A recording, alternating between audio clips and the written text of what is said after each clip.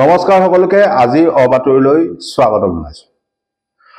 অসমৰ সংবাদ মাধ্যম বা অসমৰ ৰাজনৈতিক নেতাবিলাক বা অসমৰ সংগঠনবিলাকৰ মুখলৈ চালে বা কথাবিলাক শুনিলে এতিয়া অসমৰ পৰিস্থিতি কেনেকুৱা বুলি ক'লে এটা খুব ধুনীয়া টিপ্পনী ওলায় যে মুখ্যমন্ত্ৰী হিমন্ত বিশ্ব শৰ্মাই কোৱাৰ দৰে তেওঁ এজন ডাইনামিক মুখ্যমন্ত্ৰী। কথাখিনি আমি তেওঁলোকে যেনেকৈ ভাবে সেইমতে কৈ আছো। তেওঁলোকৰ মতে মুখ্যমন্ত্ৰী হিমন্ত বিশ্ব শৰ্মা খুব ডাইনামিক মুখ্যমন্ত্ৰী। মুখ্যমন্ত্ৰী হিমন্ত বিশ্ব শৰ্মাৰ নেতৃত্বত অসমত ডাবল ইঞ্জিন চৰকাৰৰ জৰিয়তে উন্নয়নৰ গংগা যমুনা বৈছে। অসমত এতিয়া বিনিয়োগ হ'ব, ইনভেষ্টমেণ্ট হ'ব, এডভান্টেজ অসম হ'ব। গতিকে সকলোখিনি ভাল, অল ইজ ৱেল।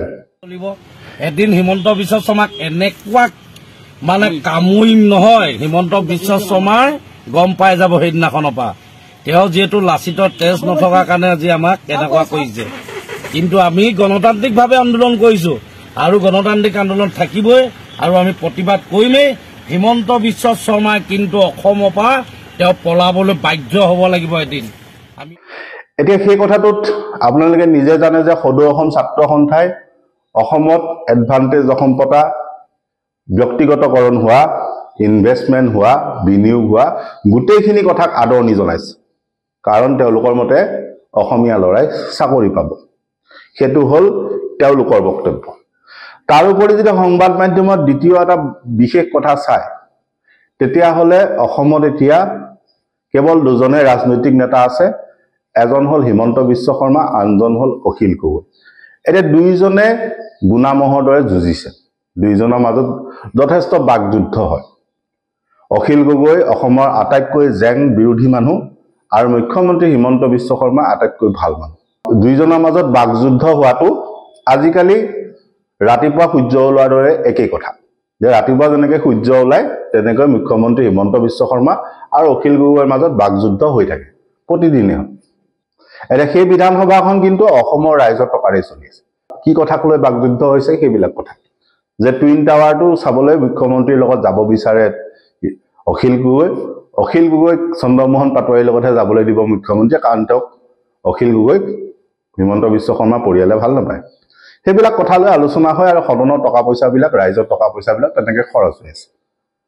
আৰু বাকী সংগঠনখিনিৰ কথা হ'ল যে সংগঠনখিনিয়ে মাজে মাজে নিজৰ অস্তিত্বটো জাহিৰ কৰিবলৈ, চান্দা সংগ্ৰহ কৰিবলৈ মাজে মাজে কিবা কিবি বক্তব্য দি থাকে। তাকো সেই বক্তব্যটো দিয়াৰ পাছত সেই মানুহজনক কয় যে আজি কিবা এটা আপোনাৰ বিষয়ে কৈ দিলেও বেয়া নাপায়। মুখ্যমন্ত্ৰী এনেও যিহেতু আন্দোলনৰ পৰিৱেশ বিচৰা নাই, গতিকে মুখ্যমন্ত্ৰীক মানি চলে অসমৰ সংগঠন। অসমৰ সংগঠনখিনিয়ে এতিয়া আৰু সেই ধৰণে প্ৰতিবাদ নকৰে। কেতিয়াবা কিবা বিশেষ এটা ফ'কাছ পাব পৰা ইছ্যু হ'লে তাত মাত মাতে। যেনেকৈ যোৰহাটত লেংকা বাবা ওলাওঁতে প্ৰতিবাদ হৈছিল, কিন্তু অসমৰ পৰা হাতী লৈ যাওঁতে প্ৰতিবাদ হোৱা নাই। কথাবিলাক তেনেকুৱা। এতিয়া কথা হ'ল সেইখিনি হ'ল অসমৰ পৰিৱেশ। এতিয়া পৰিৱেশটোৰ পৰা যদি আমি বাস্তৱটোলৈ যাওঁ তেতিয়া অৱস্থা খুব বেয়া। সাধাৰণ মানুহৰ উপাৰ্জন নাই, মানুহে এতিয়া আত্মহত্যা কৰিবলৈ আৰম্ভ কৰিছে, মানুহৰ হাতত এতিয়া উপাৰ্জন হ্ৰাস পাইছে, দোকানবিলাকত বিক্ৰী নাই, ৩৬ লাখ নিবনুৱা ইত্যাদি ইত্যাদি। এতিয়া সেই কথাটোৰ মাজত আমি তাৰ পৰা কিছু আগুৱাই যাব বিচাৰিছোঁ যে অসমত যদি এইখিনি চলি আছে, বাহিৰত কি চলি আছে। বাহিৰত মানে আমি বহু দূৰলৈ যাবলৈ বিচাৰোঁ। আমি ইয়াৰ পৰা 100 কিলোমিটাৰ দূৰ শ্বিলঙৰ এটা ঘটনালৈ যাব বিচাৰিছোঁ যে অসমত এডভান্টেজ অসমক লৈ আদৰণি জনোৱা হৈছে। শ্বিলঙত কি হৈছে? শ্বিলং মানে আমাৰ পৰা 100 কিলোমিটাৰ দূৰ, আপোনালোকে ফুৰিবলৈ গৈ থাকে। শ্বিলং মানে আৰু মেঘালয়ত বিগত 6 দিন ধৰি প্ৰতিবাদ হৈ আছে। বিগত 6 দিন ধৰি খাচী ছাত্ৰ সংগঠন, খাচী নাগৰিক মঞ্চ, খাচী সকলো সংগঠনে প্ৰতিবাদ কৰি আছে। এতিয়া আপোনালোকে প্ৰশ্ন কৰিব যে প্ৰতিবাদ কৰিবলগীয়া কি আছে? অসমত ইমান ধুনীয়া পৰিৱেশ, মেঘালয়তনো কিয় বেয়া হ'ব? হয়, মেঘালয়ত তেওঁলোকে আপত্তি কৰিছে, কাৰণ তেওঁলোকৰ সংগঠন, তেওঁলোকৰ নেতৃত্ব, তেওঁলোকৰ জাতীয় সংগঠন বা তেওঁলোকৰ যিখিনি চিন্তা কৰিব পৰা মানুহ, সেইখিনিয়ে সঁচাকৈ চিন্তা কৰে, সেইখিনিয়ে ৰাইজৰ কথাহে চিন্তা কৰে। তেওঁলোকে জেপটো গৰম হ'লে তেওঁলোকে মনে মনে নাথাকে। তেওঁলোকে বিগত 5 দিন ধৰি প্ৰতিবাদ কৰিছে আৰু যোৱা মঙলবাৰে তেওঁলোকে বিধানসভাৰ সন্মুখত প্ৰতিবাদ কৰিছে, মেঘালয় বিধানসভাৰ সন্মুখত প্ৰতিবাদ কৰিছে।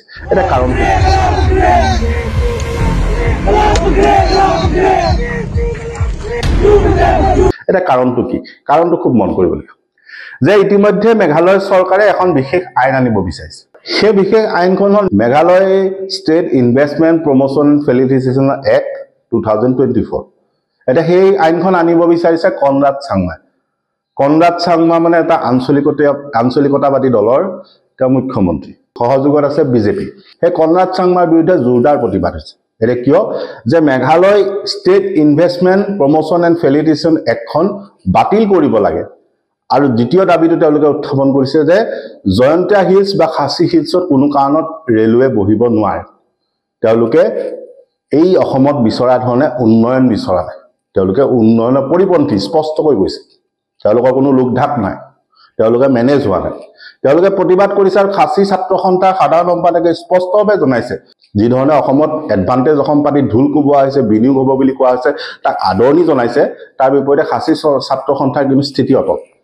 তেওঁলোকে কৈছে যে Meghalaya state investment promotion and facilitation এক্টখন বাতিল হ'ব লাগে এতিয়া সেই এক্টখন কি বস্তু বুলি ক'লে সেই এক্টখনৰ অধীনত মেঘালয়ত বাহিৰৰ পৰা গৈ বিনিয়োগ কৰিব পাৰিব অৰ্থাৎ মেঘালয়ত বিনিয়োগ হ'ব কথাটো ভাল পাব লাগিছে কাৰণ অসমৰ যদি হিচাপত চাওঁ কথাটো ভাল যে বিদেশৰ পৰা বিনিয়োগকাৰী আহিব বাহিৰৰ পৰা বিনিয়োগকাৰী আহিব ইনভেষ্টমেণ্ট হ'ব বিনিয়োগ হ'ব চাকৰি পাব খুব ভাল কথা কিন্তু মেঘালয় ছাত্ৰ সন্থাই কৈছে এটো নহব we have already given an option to the government that is to repeal the act to amend the act in such a way that it is people friendly that it will ensure employment to the local indigenous people and to ensure that our land will not go away to outside investors despite the press briefing and the letter forwarded to the chief minister we still are not getting any response so that's why we are compelled to come here we can see that when you see when the outside companies came here, we will not get employment. Local people will not get employment. They will get only grade C, grade D. The grade A, grade B, they will not get. If compared to what the government is, the job like in the government. So we are thinking, we are saying that this is not a friendly act, people-friendly act. And creating of land banks is very dangerous because if you lease out huge acres of land, lots of acres of land to private investors, then we stand to lose. Apart from land, we lose our employment opportunities. We lose almost everything. It is not people friendly. As a matter of fact, this act will only benefit a few people. I just want to make a correction. It was a consulting railways. No, it's not about the act. Also, why is KSU on the belief that railways will not bring development? Yes, we understand you want ILP at any cost. However, do you feel like we're missing out, like how the state government is saying that the state will miss out on many opportunities in terms of development? You see, there is a saying in Khasi, the Roy Par, and we can understand that Roy means development, and Par might mean progress or crawl. Out here in our state, if the government talks about progress, it means that the people will have to crawl.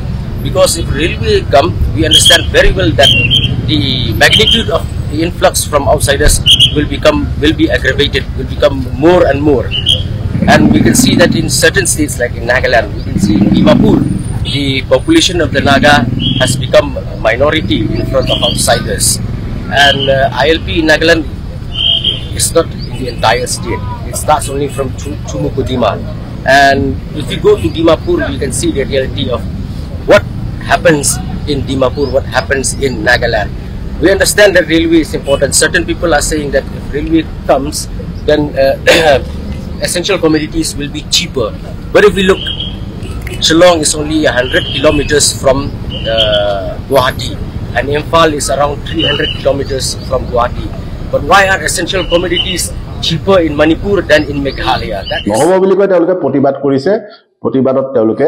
স্পষ্টভাৱে কৈছে এই আইনখন বাতিল কৰা কথা এটা তেওঁলোকে যুক্তি দিছে যে বহিৰাগত বা বাহিৰা কোম্পানীয়ে ইয়াত ইনভেষ্টমেন্ট কৰিব নোৱাৰিব কাৰণ ইয়াত ইনভেষ্টমেন্ট কৰা মানে ইয়াৰ মাটিখিনি তেওঁলোকৰ হাতলৈ যাব ইয়াৰ যিখিনি জনজাতীয় মানুহ আছে সেইখিনি অধিকাৰ খৰ্ব আৰু তৃতীয় কথাটো কৈছে যে চাকৰি দিলেই নহব চাকৰি তেওঁলোকে যদি দিয়েও তেতিয়া কাক ক'ত দিব আমি যেটো কথা কৈ আছো যে চাকৰি তেওঁলোকে কি হিচাপে দিব চকীদাৰ কেৰাণী মহৰী হেকি গতে সেই ধৰণৰ ইনভেষ্টমেন্ট তেওঁলোকক নালাগে বুলি কৈছে তেওঁলোকে দ্বিতীয় যুক্তিটো দিছে যে মেঘালয় খাচী বা জয়ন্তীয়া পাহাৰত কোনো ৰেলৱে প্ৰয়োজন নাই কোনো ৰেল সেৱাৰ প্ৰয়োজন নাই তেওঁলোকে উন্নয়ন সেই ধৰণৰ নিবিচাৰে কাৰণ তেওঁলোকে কৈছে যে যদি ৰেল লাইন বহে তাত বস্তুৰ দাম নকমে তাত বহিৰাগত মানুহৰ দপদপনি হ'ব যিটো বহিৰাগত দপদপনি এতিয়া অসমৰ সংগঠনে বিচাৰিছে সেইটো বহিৰাগত দপদপনি তেওঁলোকে বিচৰা নাই সেইকাৰণে ৰেল লাইন তেওঁলোকে নিবিচাৰে তেওঁলোকে যুক্তি দিছে যে শ্বিলঙতকৈ ইম্ফলত বস্তুৰ দাম কম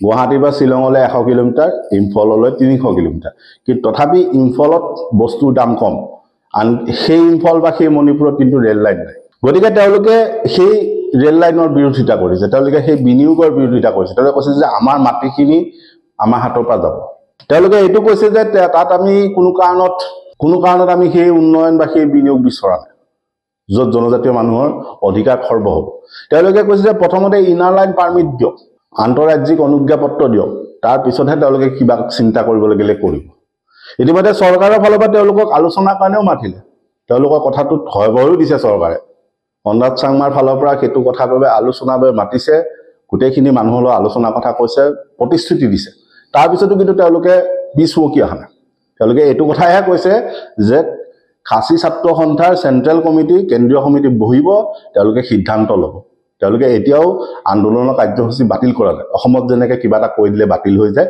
নহয় তেওঁলোকে এতিয়াও সেই তেওঁলোকৰ স্থিতিৰ পৰা আঁতৰি অহা নাই গতিকে পাৰ্থক্যটো মন কৰক যে অসমৰ সংগঠন আৰু মেঘালয় সংগঠন পাৰ্থক্য এইটো তেওঁলোক কিন্তু জাতীয়তাবাদী সংগঠন তেওঁলোকো জাতীয়তাবাদী সংগঠন অসমৰখিনিও জাতীয়তাবাদী সংগঠন কিন্তু পাৰ্থক্যটো তাত যে অসমৰখিনিয়ে বিচাৰিছে যে অসমৰ মাটি ভূমি পানী জলবায়ু সম্পদ সকলোখিনি বিদেশীক দি দিয়ক আমাক নামমাত্ৰ চকীদাৰ পাতিলেই হ'ল অসমৰ সংগঠনৰ স্থিতি সেইটো কিন্তু মেঘালয় সংগঠনে কৈছে যে নহয় আমাক প্ৰথমতে অধিকাৰ দিয়ক তাৰপিছত আমি চিন্তা কৰিম আৰু দ্বিতীয় কথাটো হ'ল ইয়াত কোনো কাৰণত ইনভেষ্টমেণ্ট নহ'ব ৰেল লাইন নহ'ব যেটো আমাৰ জনজাতীয় মানুহৰ ভূমি কাঢ়ি ল'ব সেইটো বস্তু ইয়াত নহ'ব সেইটো হ'ল মেঘালয় দ্বিতীয় আমি মিজোৰামৰ এটা বিশেষ বিষয়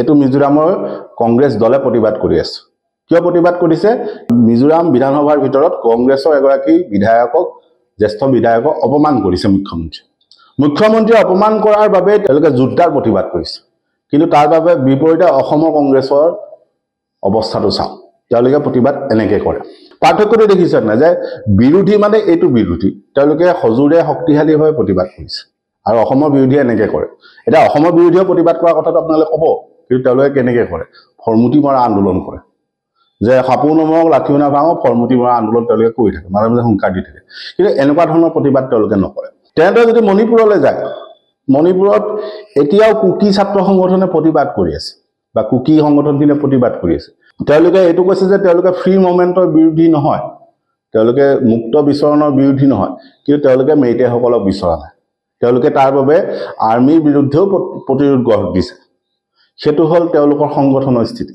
তাৰ বিপৰীতে অসমৰ সংগঠনক চাওক অসমৰ সংগঠনে কি কৰে যদি তেনেকুৱা ইস্যুত মাত মাতিব লগা প্ৰয়োজন হয়ও যেনেকৈ আদানী চিমেণ্টৰ কাৰখানা উমৰাংচুত বহুৱা যেটো কথা তেওঁলোকে এদিন বা দুদিন গৈ তাত খবৰ ল'ব তাৰপিছত তেওঁলোকৰ কোনো মাত নাই তেওঁলোকে ক'ৰবাত প্ৰেছ মিট এখন দি থৈ দিব বাছ কথাটো তাতেই কিন্তু সেই বাস্তৱ তাত গৈ প্ৰতিবাদ কৰা বা ৰাজপথত প্ৰতিবাদ কৰা কথাটো বাদ দিলে কিন্তু তাৰ বিপৰীতে এই উত্তৰ পূৰ্বাঞ্চল আমাৰ ওচৰে পাজৰে লাগি থকা ৰাজ্যকেইখনৰ স্থিতি এইটো অৰুণাচলতো তেনেকৈ প্ৰতিবাদ হৈছে অৰুণাচলত তেওঁলোকে যিখন ধৰ্মান্তৰকৰণৰ আইন আনিব বিচাৰিছে এণ্টি কনভাৰ্চন যিখন আইন আনিব বিচাৰিছে তাৰ বিৰুদ্ধে তাৰ খ্ৰীষ্টান যিসকল সম্প্ৰদায়ৰ যিটো সংগঠন আছে ACF বুলি যাক কোৱা হয় অৰুণাচল খ্ৰীষ্টান ফেডাৰেশ্যন তেওঁলোকে প্ৰতিবাদ কৰি আছে গতিকে চৰকাৰৰ বা সেই শাসনত থকা মানুহখিনি যিখিনি জনবিৰোধী সিদ্ধান্ত সেইখিনিক লৈ উত্তৰ পূৰ্বাঞ্চলৰ বাকী ৰাজ্যত প্ৰতিবাদ হৈ আছে কিন্তু কেৱল অসমত কুম্ভকৰ্ণ নিদ্ৰাত সকলো সংগঠন আৰু তেওঁলোকে মাত্ৰ এনেকৈ ফৰমুটি মৰা ধৰণে কামবিলাক কৰি থাকে